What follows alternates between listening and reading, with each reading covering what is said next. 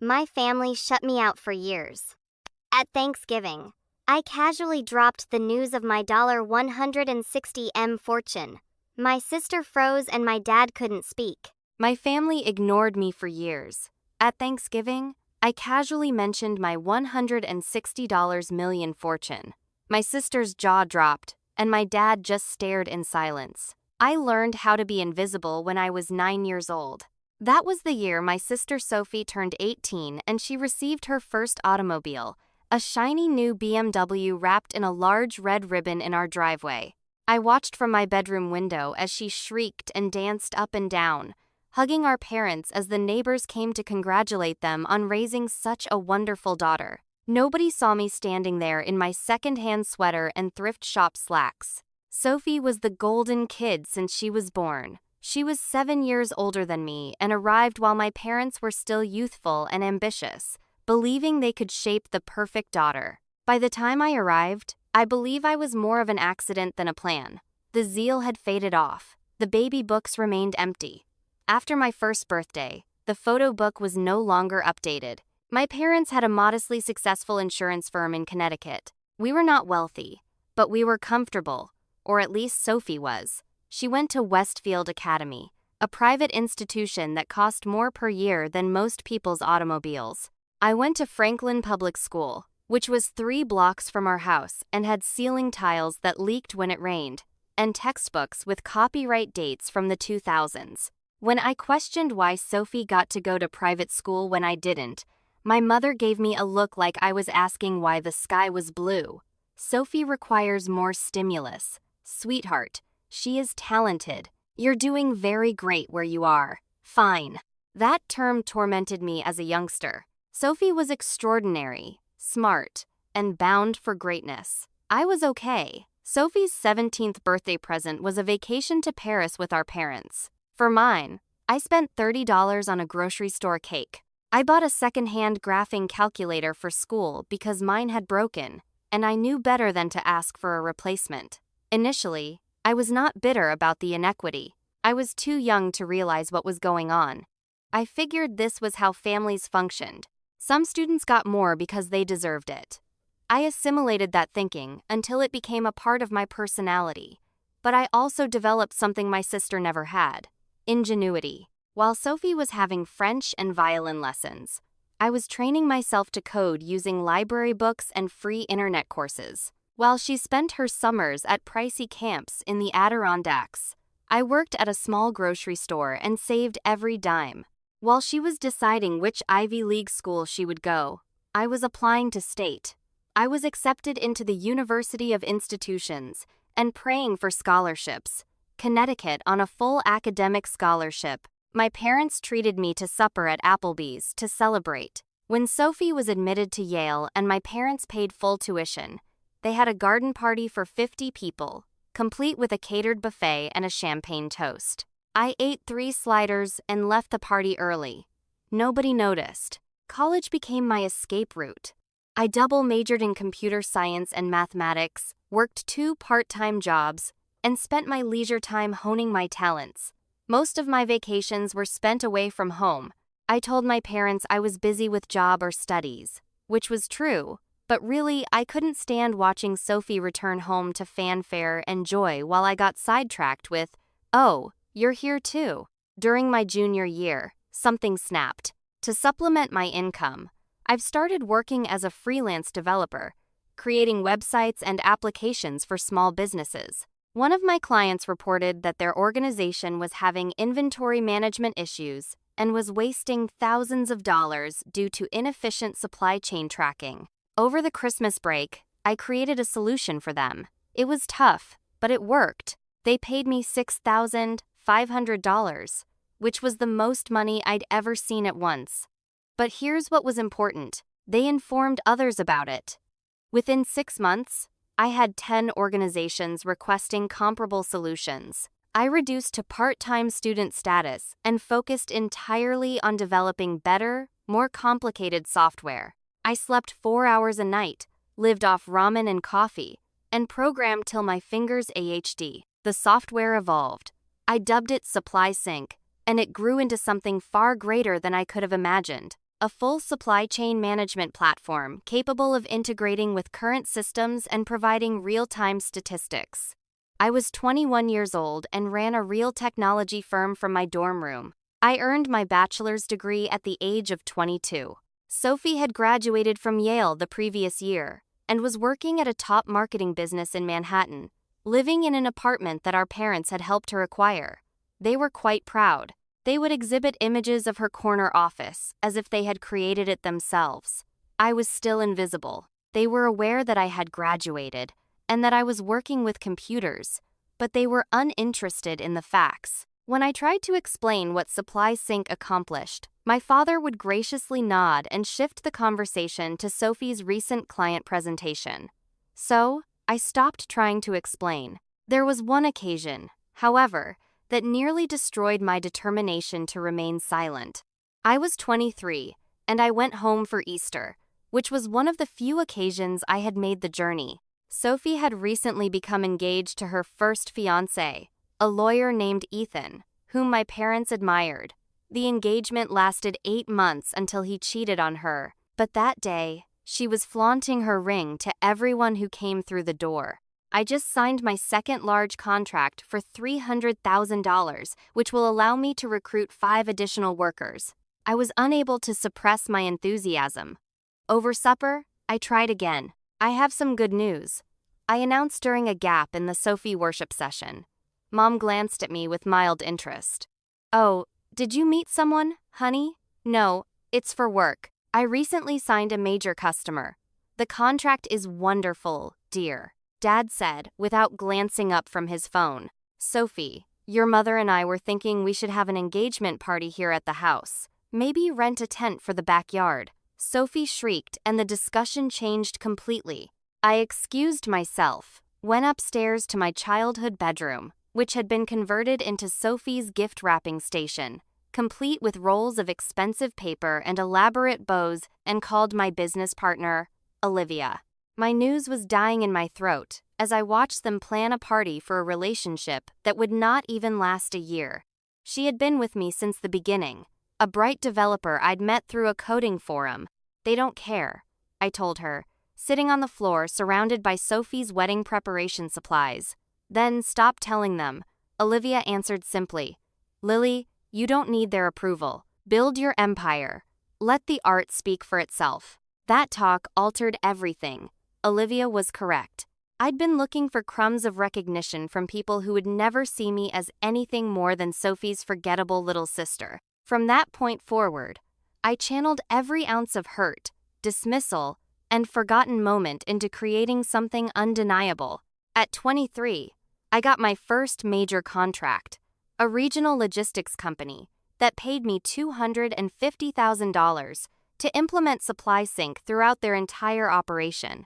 I hired my first 2 employees, both brilliant developers I met online, who believed in what we were building. At 24, a national retailer signed on, then another, and another. At 25, I had 47 employees and $7 million in annual revenue. At 26, a venture capital firm offered me $18 million for 30% of the company, which I reduced to 20% for $12 million. My lawyer nearly had a heart attack at my confidence, but I understood what Supply Sync was worth. I could have informed my family then, and I could have turned up at Christmas with news of my achievement, proving that I was more than simply okay. But something stopped me, perhaps pride. Maybe it was the memory of every dismissive comment, every forgotten birthday, every time I'd been an afterthought in my own family. But I wanted to see how far I could go while they weren't looking. I wanted to build something so undeniable that they'd have to see me. So, I stayed quiet, lived modestly in a small apartment in Boston, drove a Honda Civic, and kept building. At 27, Supply Sync went international. We signed contracts in Canada, Mexico, and the United Kingdom, and revenue reached $25 million. I moved into a nicer apartment, but nothing flashy, and bought a nicer car, a Lexus, but kept the Honda too. When I was 28, the acquisition offers began to come in from tech behemoths who wanted to absorb Supply Sync into their empires, offering exorbitant sums of money. I turned them all down because this was mine, and I wasn't ready to give it up. The first $120 million offer came from a Silicon Valley behemoth, but they wanted to completely dismantle SupplySync and integrate the technology into their existing platform, so I declined within 24 hours. The second offer was $170 million from a European conglomerate. Better money, but they wanted to transfer me to Frankfurt and phase out my whole staff within a year. My board thought I was mad. Lily, these are life-changing offers. One investor told me during a heated meeting, "You're leaving hundreds of millions on the table. I'm not interested in money that comes with conditions that betray everything I've built." I said, SupplySync is more than simply code. It's a team. It is a vision. Claire Matthews, the CEO of Invix Technologies, was a woman who had created her own business from the ground up, and she saw the value of SupplySync. We met for coffee in Boston, and she presented a plan that honored what I had produced. "I don't want to absorb SupplySync," Claire explained, swirling her coffee. "I'd want to increase it. You remain CEO. Your crew remains intact. We give the necessary infrastructure and cash to become genuinely global. You maintain your vision. We give you the resources to make it bigger than you ever could alone." I listened to her pitch for 2 hours, and by the end, I knew this was different. The negotiations took 3 months, and my lawyers and their lawyers argued over every detail. I fought for my team, ensuring generous retention bonuses and equity packages. Claire grinned across the conference table when we eventually agreed on $280 million with all of my demands fulfilled, saying, "You drive a hard bargain." I battled for creative autonomy, the power to reject choices that jeopardized our essential beliefs, and everything else that was important to me. "I know my worth," I said. "I've spent my entire life having others undervalue me. I'm finished with that." Invix Technologies made a $270 million offer to acquire SupplySync, but keep it as an independent subsidiary. I would remain CEO and maintain creative control while they would provide the infrastructure to scale globally. I couldn't refuse the offer. I negotiated up to $310 million, and after taxes, legal fees, and setting aside money for my employees' bonuses, I personally walked away with $160 million. I kept $25 million liquid and invested the rest in a diversified portfolio created by my financial advisor.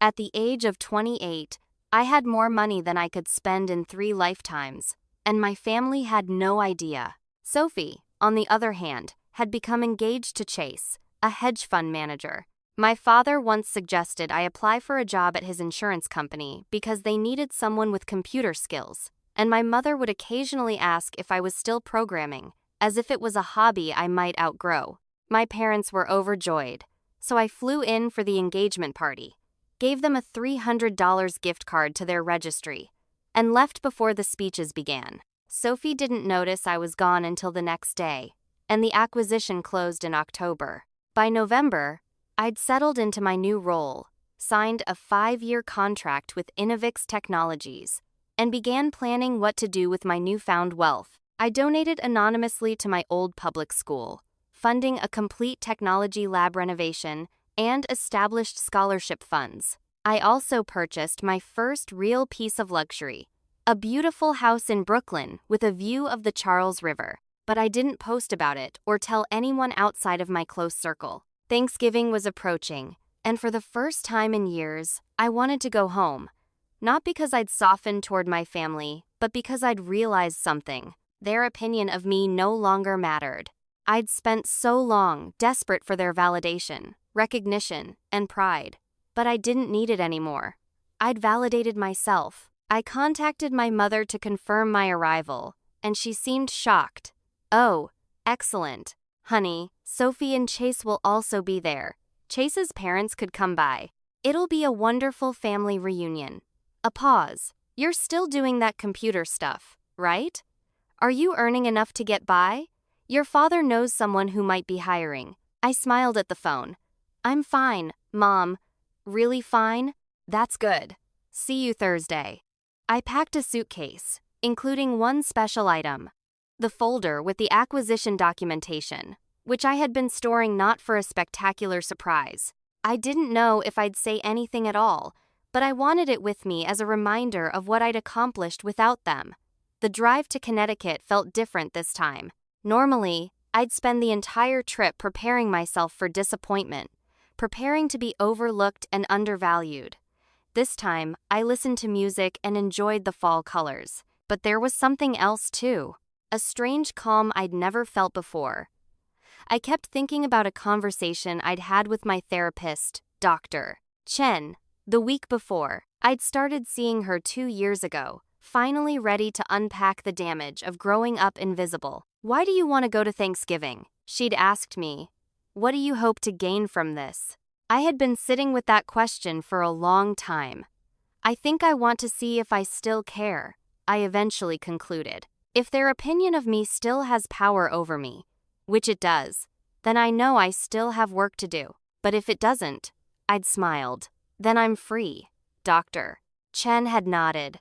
"Just remember, Lily, freedom doesn't require their recognition.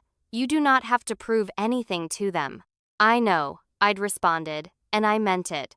Now, as I drove into my parents' driveway, I felt that reality sink into my bones. I wasn't here to prove anything. I was here to see who I'd become despite them, or maybe to say goodbye to the girl who'd spent so many years desperate for their love.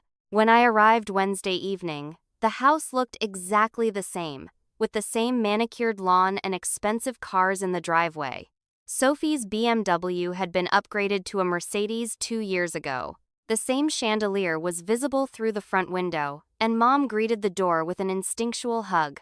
"You did it. Come inside. Come inside." Sophie and Chase are in the living room. Sophie looked up from the couch where she was looking through her phone. Chase sat beside her, looking exactly like every hedge fund manager I'd ever seen. An expensive suit even on a casual Wednesday, perfectly styled hair, and a watch that cost more than most people's cars. She'd always been beautiful, tall, blonde, and effortlessly graceful, making people turn their heads. "Hey, Em," Sophie murmured, her focus already returned to her phone. "Long time." "Hey." I laid my luggage down. "How's the wedding planning going?"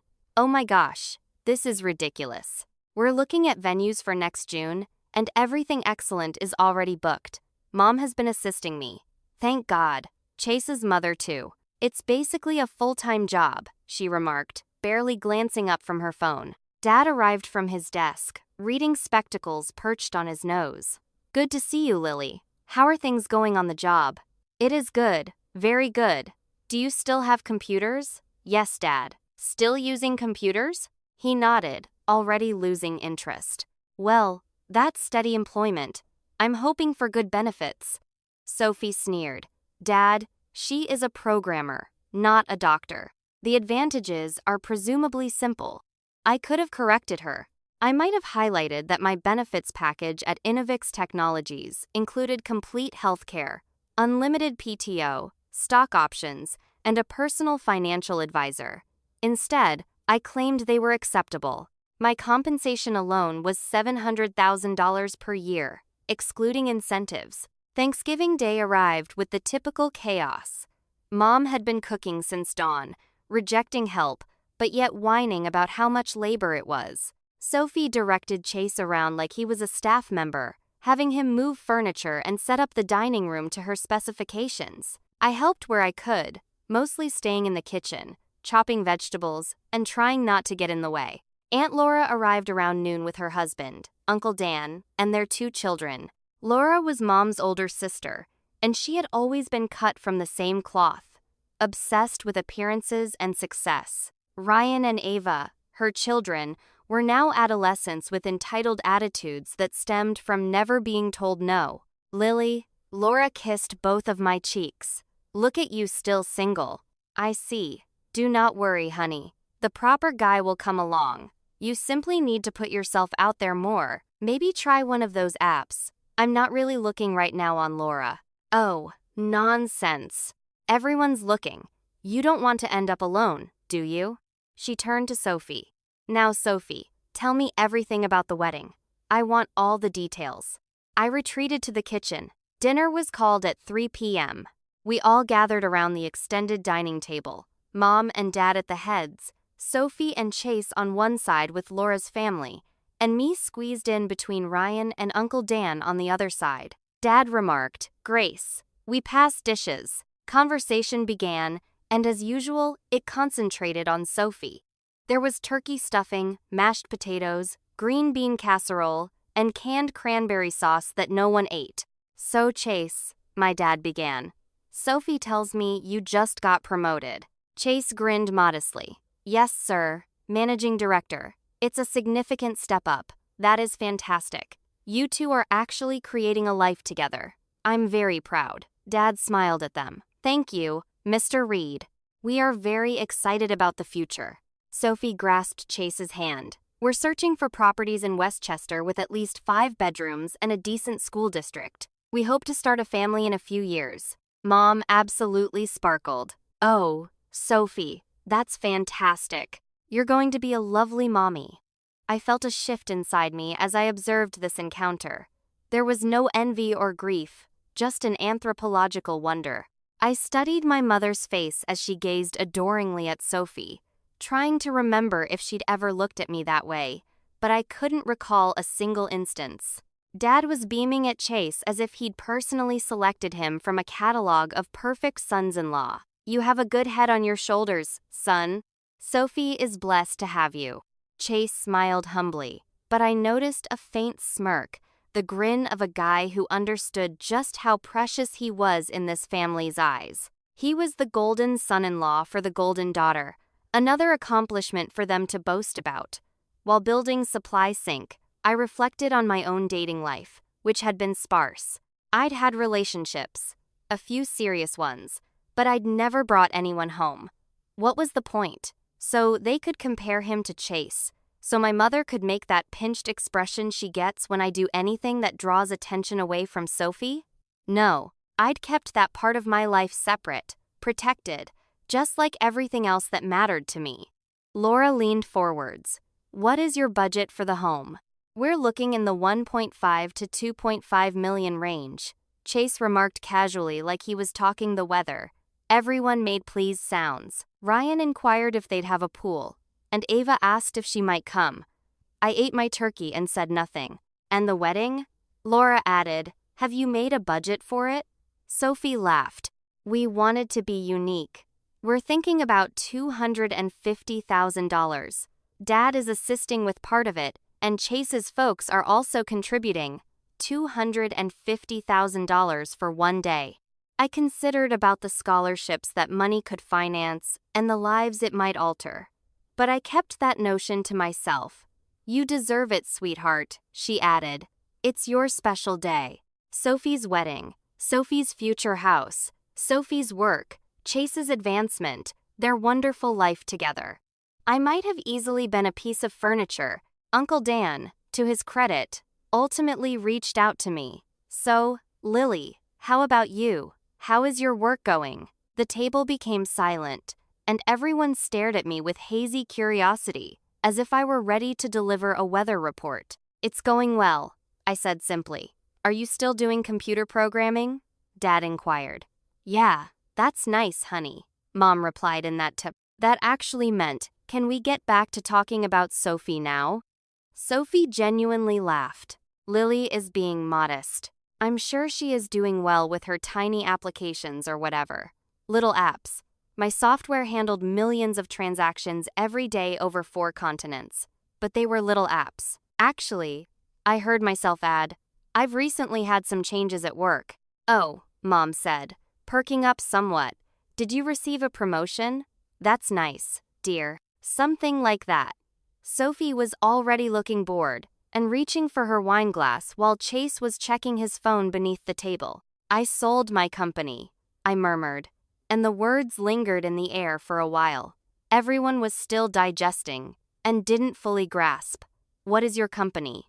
Dad's face wrinkled. "I thought you worked for somebody else." "No, I've owned my own firm for 7 years. Supply Sync. It is a supply chain management software platform. I was the founder and CEO." Sophie's fingers froze halfway to her mouth. Wait, what? I started it in college. I built it up. We conducted operations in 8 nations last month. I sold it to Innovix Technologies. The stillness was oppressive and Laura's fork clattered against her plate. I took a sip of water, allowing the moment to stretch. The sale was $280 million, and after taxes and other charges, I cleared $160 million myself. I apologize. Did you say millions? Yes, that's not possible. Sophie gasped. You are a coder. You live in a little apartment and drive a Honda. I still own my Honda, but I also purchased a Lexus, and the flat isn't small. It's only minimal. I also just purchased a home in Brooklyn. Chase was gazing at me like I had a second head. Brooklyn. Those houses begin at. Mine was $4 million. I responded quietly. Waterfront, 5 bedrooms, 3-vehicle garage. I paid cash. Sophie's face had become white. It's a joke. This must be a joke. It's not a joke. I took out my phone, opened my banking app, and showed them the amount of simply my checking account. $25,500,000, which I kept liquid. The rest is invested. Laura shrieked, frightening everyone. Oh my God, that's real. That's a real number. Mom snatched the phone from my grasp, peering at it as if it could bite her. Her mouth opened and closed like a fish. How are you, Lily? When did this happen? I've been developing SupplySync since I was 21, 7 years. I've had large clientele for 5 years. I just never acknowledged it since no one asked. I looked Sophie in the eyes and said, You said I was doing fine with my little apps. You were not mistaken. I was okay. Better than fine. Dad had turned absolutely pale. But why didn't you tell us? We are your family because you never wanted to know. Every time I tried to discuss my work, you turned the conversation to Sophie. Every accomplishment I had was ignored. Every time I returned home, I was invisible. My voice was firm and quiet. So, I stopped trying to be noticed by you. I created something magnificent without your approval, aid, or even your notice. Sophie smacked her fingers against the table. This is you, made us believe you were struggling. You made me feel sad for you. Have you felt sorry for me, Sophie? Really? I chuckled without amusement. You never thought about me at all. We would have helped you if you'd needed it. I've never needed it, that is the point. While you were getting everything handed to you, the private school, the cars, the trips, the money for Yale, I was working on something real. I worked 80-hour weeks. I taught myself everything. I earned every single dollar. Chase was feverishly texting on his phone, plainly glancing at me. His eyes widened. Holy, she's speaking the truth. Lily Reed, the founder of SupplySync, the transaction generated headlines. It is all here. Forbes described her as one of the most successful female tech entrepreneurs under 30. Laura grabbed his phone and hastily read, There are pictures. Lily attends conferences. Lily met with, Oh my God, is that the governor? Mom was weeping now, mascara dripping down her cheeks. Lily, love, why are you keeping this from us? We are your family. We love you. Do you? The question came out sharper than I had intended. Did you love me when you neglected my birthday 3 years in a row? Did you love me when you spent $200,000 on Sophie's schooling while giving me nothing? Did you adore me when I returned home for Christmas and you didn't have a stocking for me because you forgot I was coming? That's not fair, Dad remarked softly. Isn't it? Name one aspect of my life, one item that is not related to my profession. Name my best pal. Name my favorite meal. Name something that demonstrates you've paid attention to me over the previous decade. Silence. Sophie's face was flushed and tears streamed down her cheeks. You're intentionally hurting me. You waited till my turn until everyone was celebrating my presence in my life, and you decided to steal it. Your moment. I couldn't stop laughing. Sophie, every moment has been your moment. You have been the focal point of every holiday, meal, and family event for the past 28 years. This was not anything I had planned. I wasn't sure what I was going to say, but I am so weary of being invisible. You're jealous, Sophie screamed. You've always been jealous of me. I am not jealous of you, Sophie. I am sorry for you. That knocked her down cold. What? Everything you own was given to you. Your education, career options, and even your job. Dad called in favors to help you obtain the interview. Remember, you've never had to battle for anything, never had to prove yourself, and never had to question your ability to succeed on your own. And now you're marrying a man who makes good money and planning a life that's comfortable and expected. I hesitated. There's nothing wrong with that lifestyle, but it's nothing extraordinary. It is not remarkable. It's precisely what everyone expected you to have, since that's all you've ever learned how to accept, having things handed to you. Sophie leaped across the table at me. Chase drew her back as she yelled, "Obscenities." Laura was fanning herself as if she may swoon. Mom was weeping into her napkin. Ryan and Ava sat still, eyes open. Dad finally discovered his voice. "Lily, I think you should leave." "Yeah." I rose up, tired. "I think so, too." I collected my coat and luggage, and as I approached the door, I glanced back to see them all gazing at me. Sophie in wrath, Mom and Dad in amazement, and possibly embarrassment. Laura in naked jealousy. "For what it's worth," I murmured gently, "I didn't come here to ruin anything. I came here because I realized I don't need you to see me anymore. I see myself. I know what I'm worth, and it has nothing to do with money, but everything to do with the fact that I built the life I'm proud of on my own." I walked out, and I heard Sophie wailing, Laura's voice rising in excitement, Mom begging Dad to do something. I got in my Lexus and drove away. My phone started blowing up before I even hit the highway. Sophie was calling and texting, screaming at me through voicemail. Mom was crying, asking me to come back so we could talk. Dad was sending stern messages about family loyalty. Even Aunt Laura tried to call, probably to see if I'd invest in whatever scheme she was running. I blocked them all. 3 days later, I received an email from Sophie. It was long, rambling, full of accusations and hurt feelings. But buried in the middle was one sentence that caught my attention. Mom said, "You bought that house with Dad's money, which you must have stolen from the family business somehow." I laughed out loud in my new living room, looking out at the Charles River. They still couldn't believe it that the invisible daughter, the afterthought, the one who was okay, had accomplished more than they could have imagined. I didn't react to the email, and my lawyer phoned a week after Thanksgiving. "Your family's attorney got in touch. They argue you owe them recompense for your family's investment in your education and upbringing. They want $5 million. Tell them no and inform them that if they approach me again, I will file a countersuit for mental anguish and child negligence. I've saved every transaction, bank statement, and record that indicates just how much they invested in Sophie versus me. I will make it public." I never heard from their lawyer again. Christmas came and went, and I spent it in Aspen with friends I'd made in the tech world, people who knew me for what I built, not for being someone's forgotten daughter. We skied, drank expensive wine, and celebrated our collective success, while my phone remained blissfully silent. In January, I received a message from an unknown number, which turned out to be my cousin Ryan. "Hello, Lily. I know things are weird with the family, but I wanted to say that what you did was fantastic. You inspired me. I'm going to work hard and create something of my own. Thank you for teaching me that it is possible." I gazed at the message for a long time. Then I said, "Thank you, Ryan. If you ever need help or simply want to speak, I'm here. Create something you are proud of. Perhaps some good will come out of that fiasco of a Thanksgiving after all." Sophie married in June. I wasn't invited, but I saw photographs on social media, and it looked stunning, just like Sophie's fantasy wedding. 6 months ago, I founded a new company focused on AI-driven logistics solutions, bringing in some of my best supply sync employees. I didn't feel anything when I looked at those photos. No anger, sadness, or satisfaction.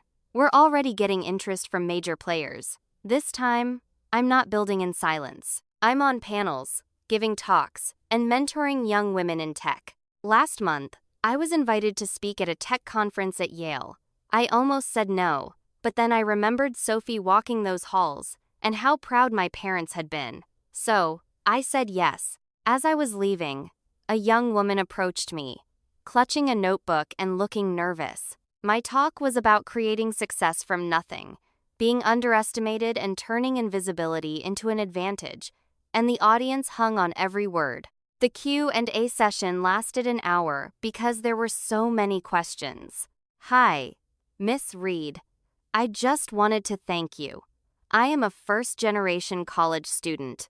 I am here on scholarship, and my family has no idea what I am doing.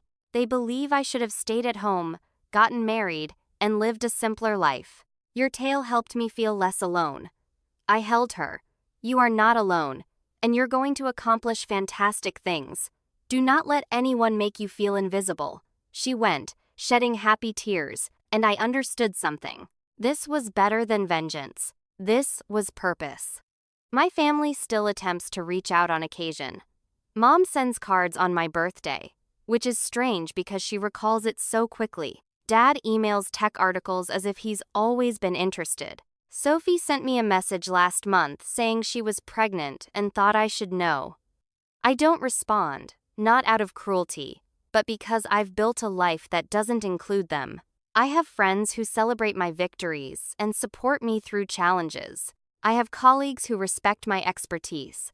I have a future I'm excited about, full of possibilities I've created. I have peace. Sometimes people ask me if I regret how everything happened, if I wish I'd handled Thanksgiving differently. The truth is, I don't know. Maybe I could have been more tactful, less dramatic. Maybe I should have told them years ago, or never told them at all. But I think about that 9-year-old girl watching her sister get a BMW, internalizing the message that she wasn't worth investing in. I think about every dismissive comment, every forgotten moment, every time I was just Finn, and I think about the woman I became despite all of that. Or maybe because of it. No, I don't regret it.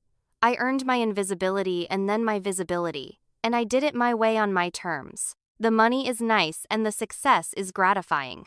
But the best part is that I finally see myself clearly, which is worth more than $25 million, more than any validation my family could offer. I'm no longer invisible. I'm just now visible to the people who count, including myself and my father. At Thanksgiving dinner, after I broke the news of my $25 million and the acquisition, after Sophie's tantrum and Laura's scream, after all the turmoil erupted, he sat there silently gazing at his plate. He didn't defend me or them. He didn't apologize for all those years of neglect or try to justify the inequality. He didn't congratulate me or express pride. He just sat there, fork in hand, looking at a man who realized too late that he had bet on the wrong daughter his entire life and lost everything that mattered in the process. That stillness conveyed more than any words,